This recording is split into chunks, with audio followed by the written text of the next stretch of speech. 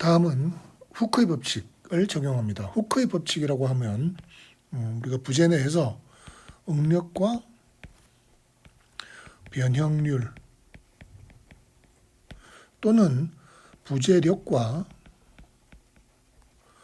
부재의 변형 간의 관계를 이야기를 합니다. 여러분들이 재력학에서 배운 내용이에요. 이 내용들은. 그래서 여러분들 재력학에서 여러분들 축방향을 받는 이렇게 충력을 받는 P라는 충력을 받아서 길이 L인 부재에 충력 P가 작용하고 있어. 이때 늘어난 길이 델타. 너는 어떻게 배웠었죠, 여러분? 델타는 EA분의 PL 배웠었죠? 그렇습니다. 그것을 이 기호를 지금 우리가 쓰고 있는 기호로 바꿔놓겠습니다. 자, 그래서 다시 P 이꼴 L분의 EA 델타가 되고요. 이거 우리가 재력학에서 배웠던 내용입니다. 그래서 P 충력, 여기서 P 충력은 우리가 지금 F라고 하기로 했고, 어떤 현재 이 부재가 I번 부재입니다. 부재의 번호가 임의의 부재, I번 부재일 때 그 부재에 작용하는 충력 FI, I번 부재, 이게 뭐 어떤 부재든지 상관없습니다. I번 부재일 때 길이 LI, 그게 작용하고 있는 충력 FI, 그 다음에 이 부재의 탄성계수 EI, 단면적 AI, 그래서 늘어나는 길이가 EI라고 하면 우리가 이전에 했던 식은 이게 P가 되고 F가 P가 되고 길이는 L 그대로고요. 이 대신에 우리가 델타를 썼었고요. 예, 그렇습니다. 그래서 우리가 쓴 게 P 이고 L분의 EA 대신에 우리가 지금 여기 적어준 게 F는 L분의 EA의 EI라고 그냥 단순히 바꿔 적어준 겁니다. 요 식을 그냥 이렇게 바꿔서 적어준 거죠. F는 L분의 EA의 델타 대신에 EI, I번 부재가 늘어난 신장량 이렇게 됩니다. 그래서 이거는 1번 부재에 대해서는 F1은 E1, A1분의 1번 부재의 L1, 1번 부재의 E1. 2번 부재에 대해서는 F2, E2, A2, 그 다음에 L2, 2번 부재의 값들을 다 적어주면 됩니다. 그래서 여기 있는 요, 다시 적어주면 여기 F라고 되어 있지만 F 이꼴 했는데 F가 F1, F2, F3, F4, F5 이렇게 되고요. 여기가 지금 E가 있으니까 E는 다시 적어주면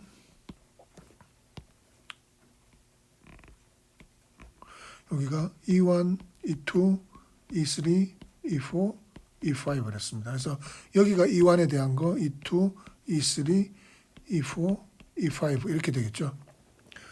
그래서 F1 이꼴 길이 1번 부재의 길이, 1번 부재의 길이가 4m입니다. 4분의 EA. EA는 지금 다 모든 부재에 대해서 똑같습니다. 동일합니다. 그래서 길이 L분의 EA에다가 E1 곱해주면 되고, F2는 2번 부재 3분의 2에 길이 L분의 EA에 E2 해주면 되고, 3번 부재는 F3 이꼴 L분의 EA에 E3, F4는 L분의 EA에 E4, F5는 L분의 EA에 E5 이렇게 해주면 됩니다. 그래서 그것을 지금 현재 매트릭스 형태로 정리한 것이 요 매트릭스가 되고, 그래서 F 이꼴 요 매트릭스를 우리가 S 매트릭스라고 하면 S의 E, F는 S의 E, 이 관계식을 얻습니다. 어떻습니까? F가 부재력이죠. 그리고 E는 부재의 변형입니다. F와 E 사이의 관계를 구하는 것이 S 매트릭스가 되겠습니다. 그래서 여기에 우리가 S 매트릭스를 구했습니다. 그러고 나면 나머지는 이제는 매트릭스 연산만 남았습니다. 그래서 지금 현재 우리가 해준 것이 평형 조건식에서 A 매트릭스, 적합 조건식에서 B 매트릭스, 그 다음에 후크의 법칙에서 S 매트릭스를 구하고 나면 나머지는 매트릭스 연산이에요. 금방 아까 우리가 조금 전에 F는 S의 E라고 했죠. F는 S의 E입니다. 근데 E가 적합 조건식에서 뭐라고 했어요? 적합 조건식에서 E는 B의 D라고 그랬죠. 그래서 E 대신에 B의 D를 대입을 해주면 이렇게 됩니다. 그래서 S 매트릭스, 조금 전에 구했던 이 S 매트릭스하고 아까 구했던 B 매트릭스 요거를 곱해주면 우리가 요 매트릭스를 얻을 수가 있고, 그래서 요거는 뭐하고 뭐의 관계입니까? 부재력 벡터, 부재력과 D, 이건 뭐죠? 절점에서의 변이와의 관계를 나타내는 매트릭스를 얻습니다. 그래서 F는 요 매트릭스 곱하기 D 구했고, 그런데 우리가 아까 우리가 뭐라고 그랬었죠? P는 여기 지금 나와 있네요. 여기 지금 나와 있습니다. P는 우리가 평형 조건식에서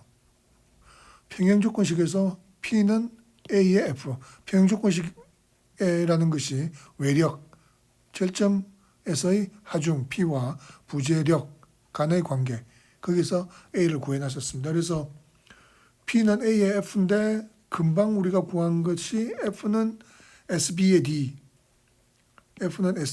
요 매트릭스 구했습니다. 그래서 F는 SB의 D를 대입을 해주면 A는 곱하기 S 곱하기 B의 D 이렇게 됩니다. B는 앞에 우리가 A의 트랜스포즈랑 같다고 했죠. 그래서 AS, A의 트랜스포즈의 D고, 이것을 곱해준 결과를 우리는 K 매트릭스라고 이야기를 합니다. 요 K 매트릭스를 앞에 요게 지금 SB 구해놨고요. 거기에다가 SB 구해놨으니까 그 앞에 A 매트릭스를 앞에다가 요 A 매트릭스 구한 거를 그 앞에다가 곱해주면 요 매트릭스를 얻습니다. 우리 A 매트릭스가 3 곱하기 5고 S는 5 곱하기 5고 A의 트랜스포즈는 5 곱하기 3입니다. 따라서 결과 매트릭스는 3 곱하기 3이 되고, 그래서 요 놈을 최종적으로 계산을 해냈습니다. 요거는 K 매트릭스라고 이야기를 하고요. 이게 매트릭스가 뭡니까? P는 K의 D입니다. 그래서 요 K 매트릭스를 우리가 뭐라고 그럽니까? 이 K 매트릭스를 ASB 또는 AS의 A 트랜스포즈로 구하고, 그거를 글로벌 스티프니스 매트릭스, 전체 강도 매트릭스 또는 구조물 강도 매트릭스, 스트럭처 스티프니스 매트릭스라고 부릅니다. 이 강도 매트릭스는 여러분들의 이 성질을 보면 어떻습니까? 3 곱하기 3. 왜냐하면 P의 차수도 자유도의 개수만큼 있고, D도 아까 자유도 개수만큼 있었죠. P1, P2, P3 있었고, D도 D1, D2, D3. 따라서 이게 3x3가 되고, 항상 얘의 행의 개수와 열의 개수는 같습니다. 따라서 얘는 스퀘어 매트릭스, 정방형 매트릭스가 되고요. 그 다음에 그렇기 때문에 여기 대각선 요소가 존재하고, 그 다음에 여러분들 가만히 보시면 이 대각선 요소를 대칭으로 해가지고 어떻습니까? 대칭이죠. 이 대각선 요 주대각 요소를 놓고 양쪽이 대칭입니다. 그래서 얘는 대칭 매트릭스가 반드시 되어야 됩니다. 반드시 대칭 매트릭스가 되어야 됩니다. 그래서 이런 걸 스티프니스 매트릭스라고 한다. 그래서 여기 K의 특성은 이야기했다시피 스퀘어 매트릭스, 여기가 자유도 개수, P도 자유도 개수만큼 있고 D도 자유도의 개수만큼 있기 때문에 얘는 행과 열의 개수가 반드시 같기 때문에 정방형 매트릭스가 되어야 되고, 조금 전에 봤다시피 이거는 대칭 매트릭스가 되어야 됩니다. 이것은 상반력의 정리에서부터 우리가 증명을 할 수도 있습니다. 그 다음에 한 가지가 여러분들이 기억을 해줘야 될 게 포지티브 데피닛입니다. 포지티브 데피닛이란 말은 뭡니까? 반드시 0 매트릭스가 항상 존재한다.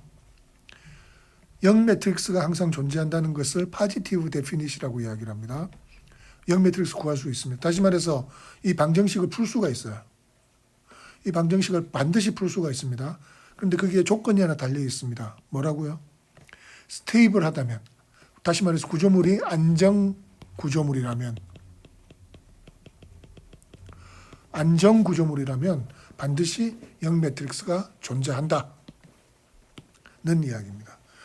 그래서 나중에 이 안정되지 않았다는 말은 이게 강체 운동을 할 수가 있게 구속이 제대로 안 돼 있다, 또는 구조물이 현재 모델링된 것이 강체 운동을 한다는 뜻인데 불안정이라고 이야기하네요. 불안정 구조물이라는 것은 여러분들의 안정 불안정에 대한 정의는 우리가 1학기 구조역학 2 시간에 부정정 구조역학 시간에 안정 불안정에 대해서 여러분들한테 정리를 해놓은 게 있으니까 혹시 이것에 대해서 잘 모르는 분들은 그걸 가서 다시 공부를 하도록 하세요. 그래서 적절히 구속이 되어 있다면, 다시 말해서 안정 구조물이라면 반드시 0 매트릭스가 항상 존재합니다.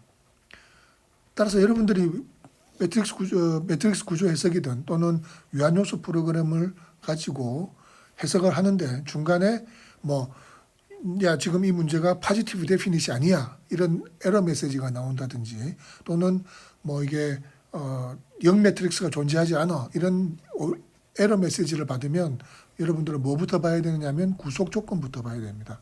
이게 구속이 제대로 안 되어 있어서 강체 운동을 하도록 되어 있는 경우들이 이런 에러 메시지를 보여주고 합니다.